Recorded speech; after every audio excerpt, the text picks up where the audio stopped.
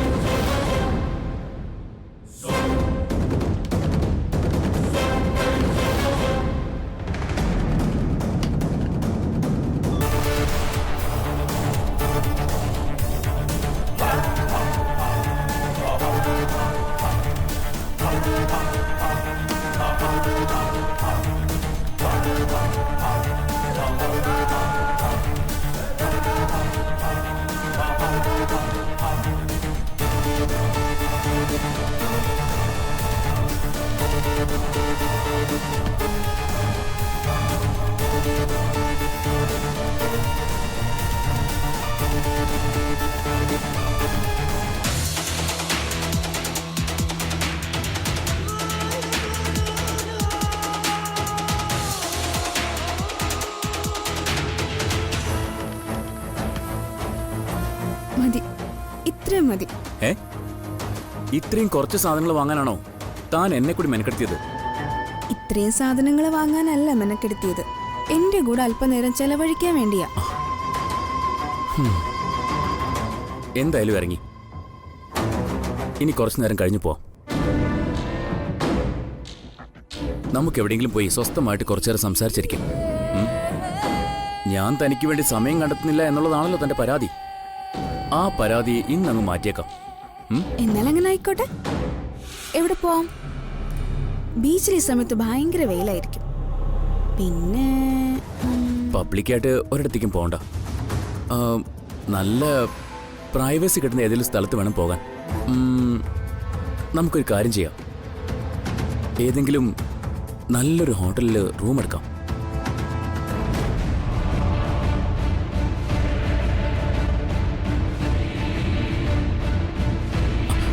അയ്യോ, താൻ തെറ്റിദ്ധരിക്കൊന്നും വേണ്ട. നമുക്കവിടെ അല്പനേരം സംസാരിച്ചിരുന്നിട്ട് വീട്ടിലോട്ട് പോകാം. വീട്ടിലായ അനക്കയോ അർച്ചന മാഡോ അവന്തിക മാഡോ ഒക്കെ വന്ന് നമ്മളെ ഡിസ്റ്റർബ് ചെയ്യും.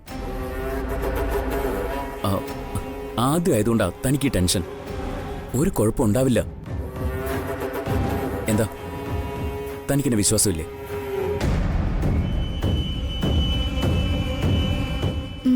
വിശ്വാസമൊക്കെ ഉണ്ട്.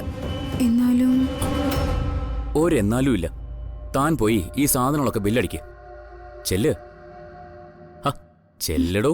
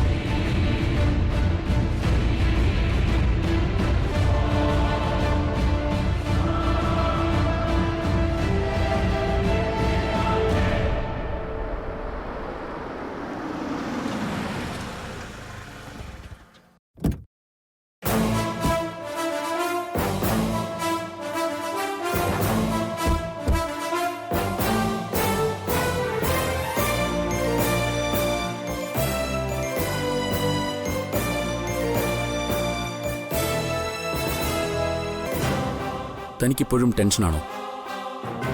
ആണോ? ഞാൻ പറഞ്ഞില്ലേ ഒരു കുഴപ്പമില്ലെന്ന്. നമ്മൾ ഇവിടെ ഇരുന്ന് അല്പനേരം സംസാരിക്കുന്നു, പോകുന്നു, അത്രേ ഉള്ളൂ. അതിലിപ്പോ തെറ്റായിട്ട് എന്താ ഉള്ളത്? നമ്മൾ വിവാഹം കഴിക്കാൻ പോകുന്നവരല്ലേ?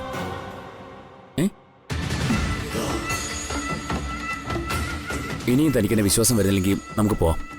തമ്പ വേണ്ട, എനിക്ക് വിശ്വാസക്കുറവൊന്നുമില്ല. മാത്രമല്ല ധനുഷിനൊപ്പമല്ലേ ആദ്യമായിട്ട് ഇങ്ങനെയൊക്കെ, അതിൻ്റെ ഒരു പ്രശ്നമേ ഉള്ളൂ. ധനുഷുവാ.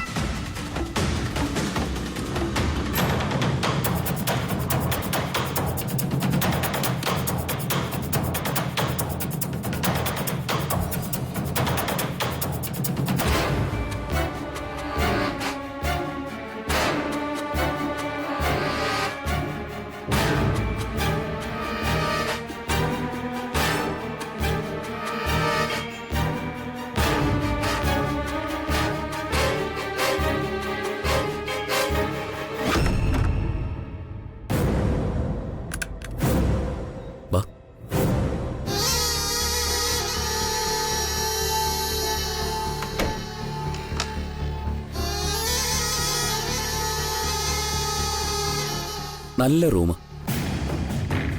ഇവിടെ ഇരുന്ന് പറയാനുള്ളതൊക്കെ പറഞ്ഞ് കേൾക്കാനുള്ളതൊക്കെ കേട്ട് നമുക്ക് പിരിയാം. ഇപ്പോ ടെൻഷനൊക്കെ മാറിയോ?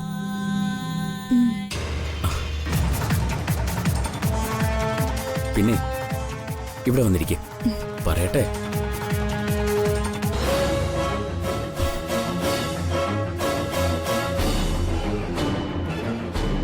ഇനി ഇവിടെ നമ്മളെ ശല്യം ചെയ്യാൻ ആരും വരില്ല.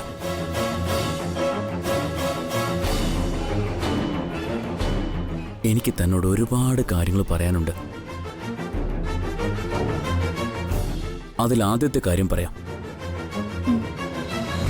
എനിക്ക് തന്നെ ഭയങ്കര ഇഷ്ടമാണ്.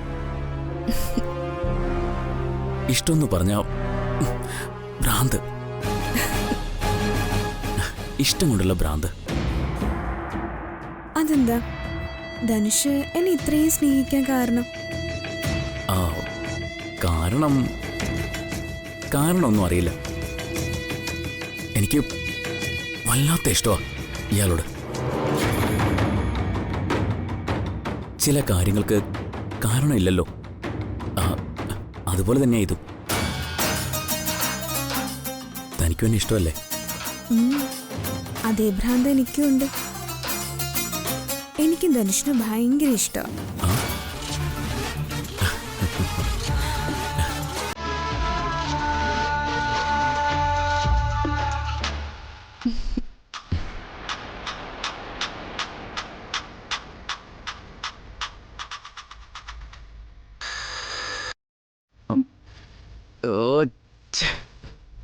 ഇതാരെയും മൂട് കളയാനായിട്ട്? റൂം പോയി ആയിരിക്കും. ഞാൻ ചെന്ന് പറഞ്ഞു വിട്ടിട്ട് വരാം.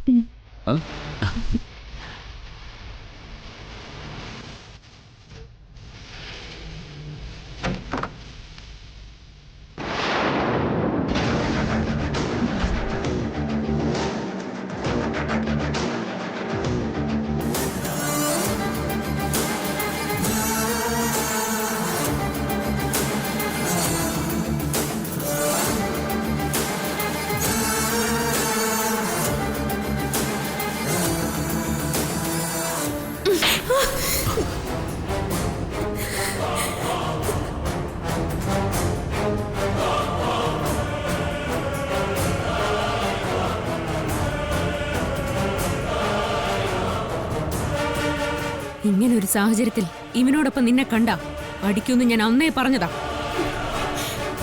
ഇവനുമായിട്ടുള്ള നിന്റെ കറക്കം ഹോട്ടൽ റൂം വരെ എത്തിയല്ലേ? ആരെയും വകവയ്ക്കാതെയുള്ള നിന്റെ ഈ പോക്കിന്റെ അവസാനം എന്തായിരിക്കും നീ ആലോചിച്ചിട്ടുണ്ടോ? ഒരു ദിവസം ദേ ഈ നിൽക്കുന്നവനെ ആരും കാണില്ല.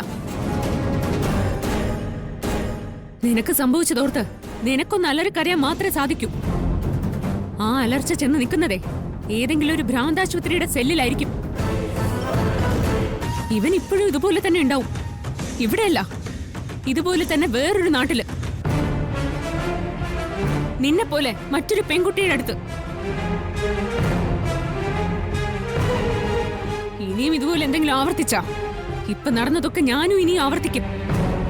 കേട്ടല്ലോ നീയ? ഇറങ്ങി വിടുന്ന, ഇറങ്ങി പോവാൻ.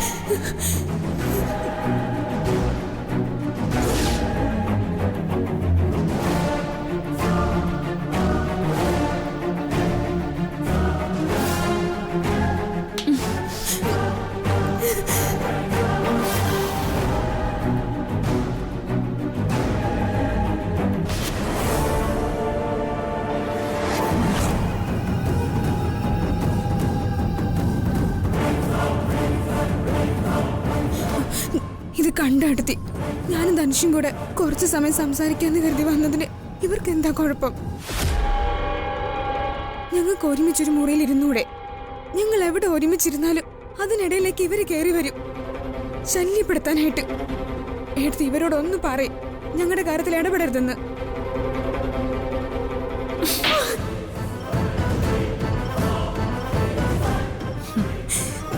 നിന്റെയും ഇവന്റെ ഇടയിലേക്ക് ഇപ്പൊ അർച്ചന വന്നതാണോ നിന്റെ പ്രശ്നം? എങ്കിൽ അർച്ചന മാത്രമല്ല, നിങ്ങളുടെ ഇടയിലേക്ക് ഞാനും ഉണ്ട്. നിന്റെ ഇവന്റെ വിവാഹത്തിന് ഞാൻ എതിരൊന്നും നിൽക്കുന്നില്ല എന്ന് കരുതി ഇതുപോലുള്ള കാര്യങ്ങളൊന്നും എനിക്ക് ക്ഷമിക്കാൻ പറ്റില്ല. ഇനി നിന്നെ ഇവനെ ഒരുമിച്ച് ഇതുപോലെ കണ്ട ഇന്നത്തോടെ നിർത്തിക്കോണം ഇത്തരം പരിപാടികൾ. നീ പോ, താഴെ കാറിപ്പോയിരിക്കെ. പൊടി.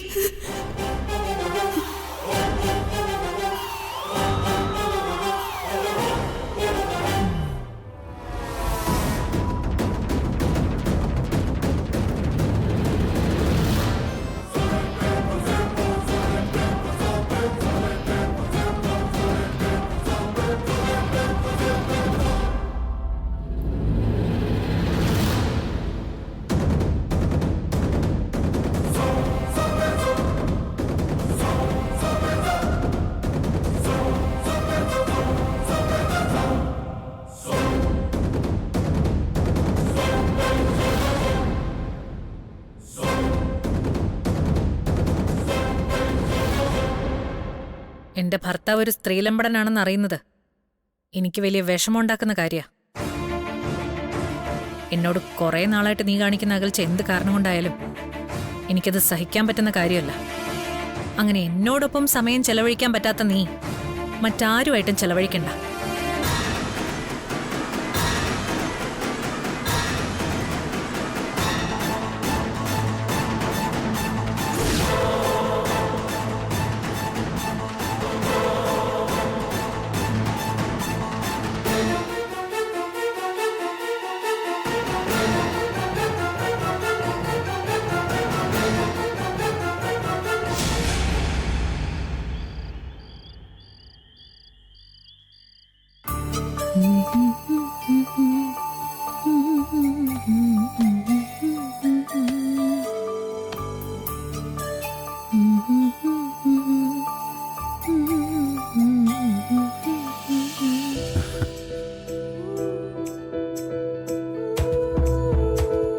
സച്ചേട്ടൻ എന്താ എന്നെ ഇങ്ങനെ നോക്കി നിൽക്കുന്നത്?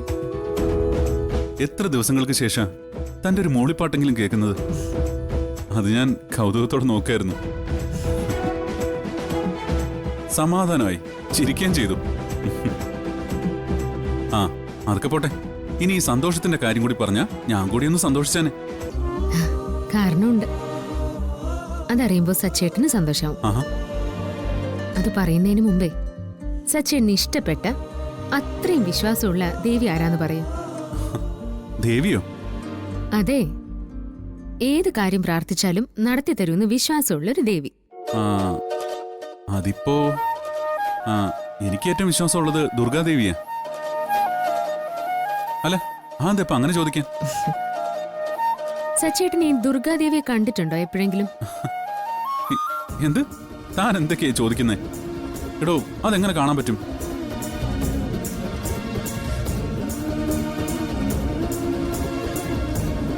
ദുർഗാദേവിയെ കണ്ടിട്ടുണ്ടോന്ന് ഞാൻ ചോദിച്ചത്. അതേ ദേവിക്ക് തുല്യമായ മനുഷ്യരും നമ്മുടെ നാട്ടിലുണ്ട് സച്ചേട്ട. നാളെ സച്ചേട്ടൻ ദുർഗാദേവിയെ കാണാൻ റെഡിയായിട്ട് നിന്നു. ഞാൻ കാണിച്ചു തരാം.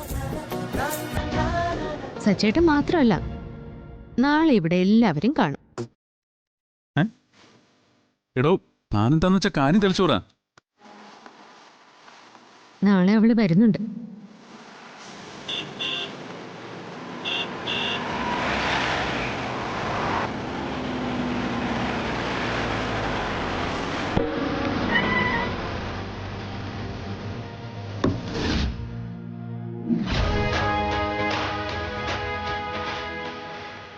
ദുർഗാദേവിയുടെ പ്രധാന ഭാവമായ ശത്രു സംഹാരത്തിനു വേണ്ടി ഭൂമിയിൽ അവതാരമെടുത്ത എന്റെ കൂട്ടുകാരി കളക്ടർ ശാലിനി.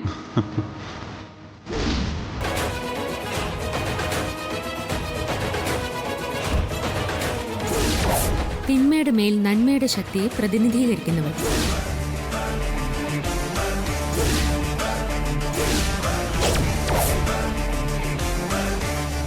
സച്ചേട്ടൻ നോക്കിക്കും.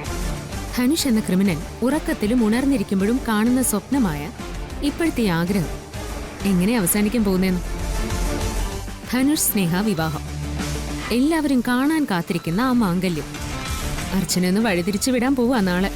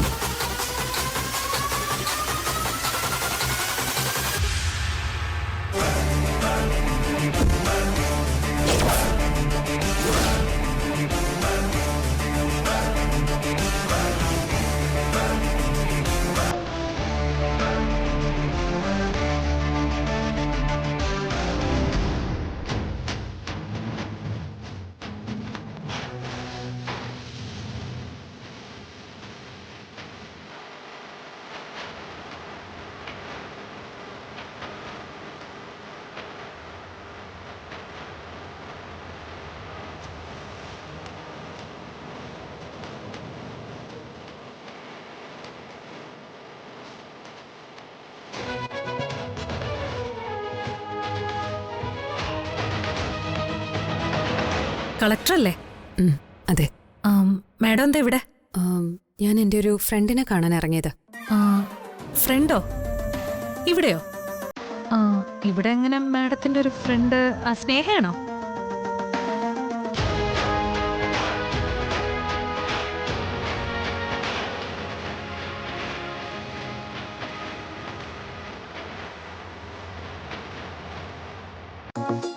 കൂടുതൽ ആലോചിക്കണ്ട, ഞാൻ പറഞ്ഞാള് ദേ വരുന്നു.